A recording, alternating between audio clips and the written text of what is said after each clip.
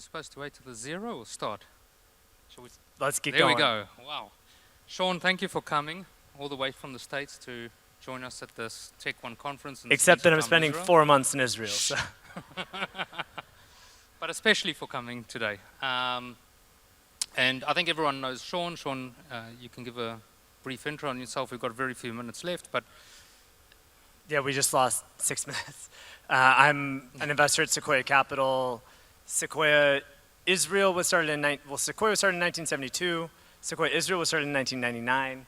It was then shut down in 2016, too early, and we have a very rich history here, but we're very, very active again in the last 5 years or so. great. And I'm married to an Israeli American and a huge Zionist, and proud to say that.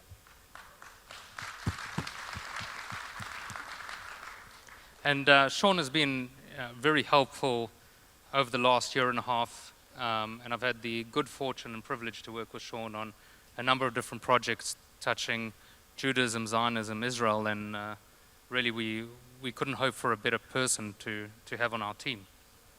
I truly, every time Avi says this, first of all, it's true that Avi and I have worked together a lot, and this man right here is a hero. He has done a huge amount of things behind the scenes, but there are literally soldiers in Gaza, and it's just what we've done is, nothing compared to people that actually put their bodies on the line. And Avi would say the same thing. So 11 and a half minutes left. So the subject is start building again, and you paint a brief picture, and then really I think everyone wants to really hear your views on things. My perception is, my feeling is the war's going to end in the next week or two. Hostages are going to start coming back. Reservists are going to come back into the workforce. We have higher inflation. We've got not enough growth. Israel has to get back to building. So what would you say are 3 or 4 areas where Israel should focus on? The world is competitive. Where do we fit? If it's 3 or 4 areas, I think that cybersecurity is a self-propagating system at this point, and Israel can't stop that. Got to keep that going. It's unbelievably strategic for the country, and I think cybersecurity is more strategic than most people realize, beyond just the economic implications on a geopolitical level. Having the world's most advanced cyber weapons is truly of existential importance for Israel. So keep cyber going. The panel before, I agree with them on AI. Most people overuse the phrase AI. AI touches everything, but there are AI native companies and core AI infrastructure, and this may be the time I spend in San Francisco, but I was AI pilled by my time in San Francisco, and I really do think that if Israel doesn't, it's similar to countries that have nuclear programs and not. By having a nuclear program, it puts you in a totally different tier from other countries. I think countries that have advanced AI programs will just put them in a different tier or not. The capabilities of these systems are so unbelievable. Even I think a lot of the cyber industry in this country will be kind of turned upside down by AI, and if Israel doesn't stay on the cutting edge, and I'm very optimistic Israel will. It's happening. A lot of the best AI researchers in the world are Israeli. And then 3, I think that this country needs to go much longer defense tech than it has in the past, and there's incredible companies in Rafael and Elbit, et cetera here. But I think when you look at exports of Israel in 15 years, there's opportunity for defense exports to literally be 10x what they are. And my personal opinion is I think that I am of the opinion that Israel should be prepared to live in a world without US aid. Israel lived that way for, at least for military aid, from 48 to 67 or so. There was direct military aid, but I think that Israel should be able to produce basically every core strategic military technology it needs, and not like exquisite aircraft or exquisite systems, but like ammunition and munitions and things like that, and that will also require energy. So the fourth thing I would say is Israel needs to, like, there's nothing that correlates more with GDP per capita than energy production, and like Israel's done amazing here the last 20 years, but if you look at the like energy production rates of China, they're leaving everyone else in the dust, and I think that it'd be very strategic for Israel to invest much more heavily in just raw energy production, which feeds into AI, which feeds into manufacturing, making ammunition, munitions, etc. So that's quite interesting. The electricity production, energy production, the US is hoping to go from around 1 terawatt to about 3 terawatts over the next decade or two. The Chinese are going from 3 to 8 or somewhere around there. Yeah. Israel's way behind and doesn't need as much electricity, but fundamentally, electricity is the fundamental starting point, because if you're going to build anything of substance that has high compute, you need electricity. Anything that's going to be high compute or manufacturing require energy, and Israel didn't have labor in the past for lots of manufacturing. I think this will take a while, but I do think automation will make manufacturing in Israel more possible than it was in the past. But the limiting, factor will be energy capacity, and I think that'll be by far the longest lead time item. But I think it's I would wager that if Israel, had 3x as much energy as it has now, that there would be 5x as much manufacturing happening in the country. Like I think it's something like that. So when you consider it, one could adopt a thesis of saying, if we invested strategically in energy, we could therefore build more meaningful AI research and AI companies into the infrastructure stack and things like that.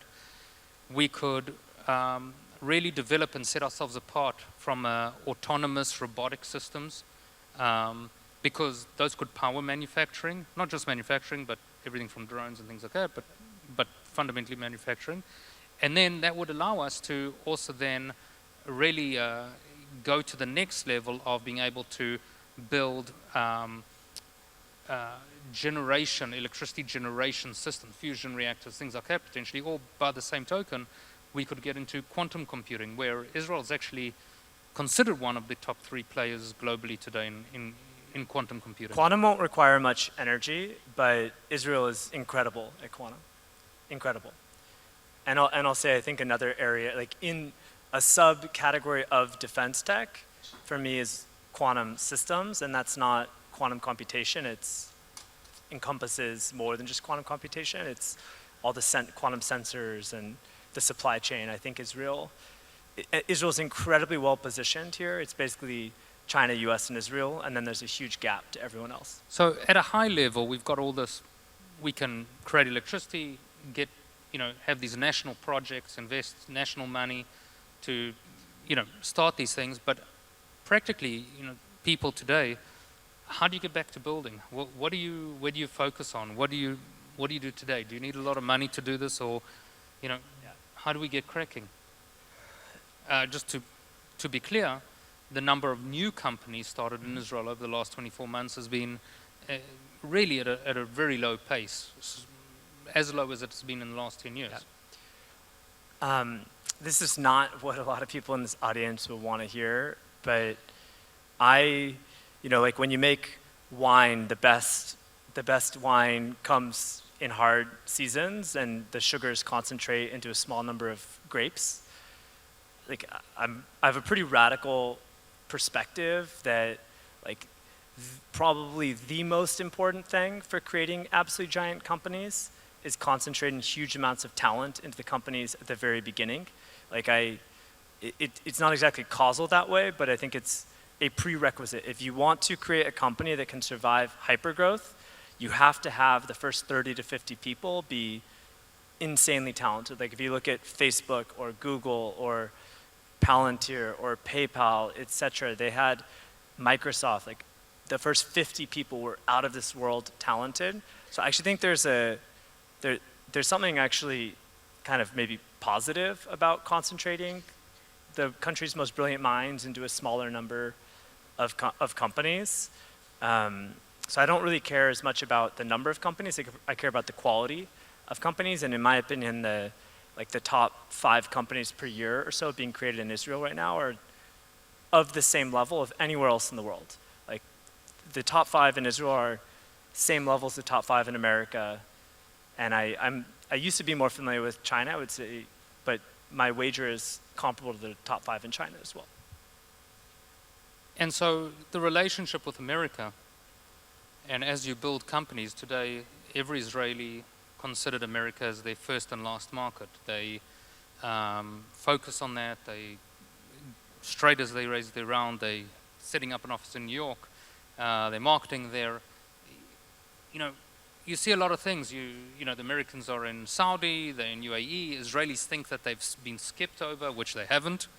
But you know, it's very close to home. And so, how do Israelis start shifting to Europe? Do they start shifting to China to become more apolitical in that way, multipolar, or do we double down on the US? You're asking me the easy questions. I'll just say, I'll answer this a different way. I'm incredibly optimistic about Israel because I think that Israel controls its own destiny much more than a lot of Israelis appreciate. And I've made this point before, but I'll say it again. Like, if I look at this country like every decade or 2 decades, like if you go back to 48, 80% of what this country needed were imports, whether it was defense or non-defense goods. You know, and by 67, 68, it wasn't 80%, it was probably 60%, 50%. You know, and today it's like 10%. You know, 90% or so of what Israel needs, kind of there's a domestic supply chain. Country's energy independent, water independent, you know, the world's cyber power. And I think that as you become strong and powerful and you're the only place in the world that has goods that are essential for other places, you have a lot more flexibility with like what markets you enter.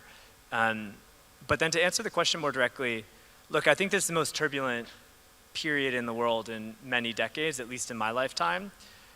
You know, right now there's a lot of things happening between Israel and India. For me, that's one of the most like natural alliances imaginable. And I'll just say very quick on that to the Israelis in the room, like there is an incredibly deep history between Israel and India. You know, the first Jews went to India about 2,000 years ago, the Cochin Jews, like Iraqi Jews, Baghdadi Jews went in the 1700s and helped build Mumbai, like the Sassoon docks are named after the Sassoon family in Mumbai.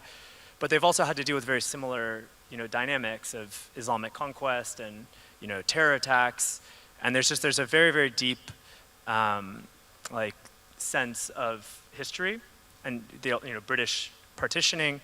And so I think that Israel should invest very heavily into the India relationship and, you know, don't give up on America. But I think that Israel should know its kind of position in the world and try to stand on its own 2 feet. So in short, time's up, but no excuses. Israel's got enough backing in the world. We need to get back to building and get cracking. Sounds good to me. Thank you, Shaun. I wish we had more time. Thank you, everyone.